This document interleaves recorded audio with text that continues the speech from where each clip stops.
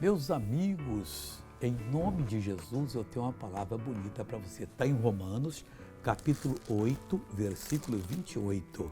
E aí é só bênção de Deus completamente. Vou até marcar aqui como já lido e já ensinado. Diz assim: e sabemos que todas as coisas contribuem juntamente para o bem daqueles que amam a Deus, daqueles que são chamados por seu decreto.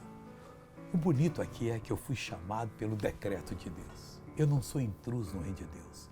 Não tem um que pode chegar para mim fora. Não. Tem um decreto que me deu entrada no reino de Deus. Nem Deus pode revogar esse decreto. Oh, glória a Deus, isso é bonito, hein? E olha outra coisa bem aqui. Todas as coisas, porque eu sou chamado segundo o decreto, contribuem para o bem. Alguns para me ensinar paciência, outros para me ensinar a ser ágil, ser esperto e ali fazer a obra em nome de Jesus. Toma essa palavra para você e você vai ser abençoado. E hoje, dia de comunhão, vá ter comunhão com Deus, se encher do poder divino, que 2021 está chegando e você precisa ser um vencedor.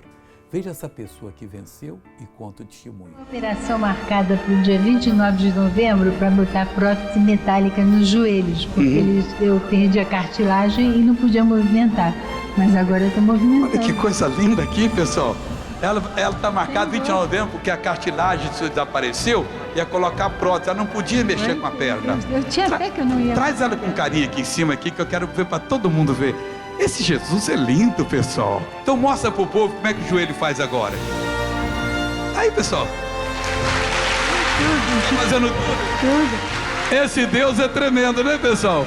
E na sua oração pela televisão, eu já senti uma melhor. Ontem Deus já começou a tocar nela. Vai lá. Olha os guardas tocando aí. Ela veio e Jesus acabou. Faz de novo.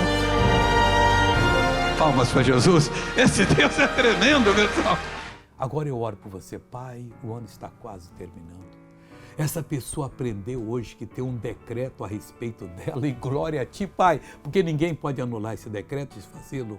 Pai, eu abençoo essa vida agora, repreendo todo o mal que está nessa pessoa, eu mando que saia, vá embora, em nome de Jesus Cristo, e você diz, obrigado, Pai, a bênção é minha.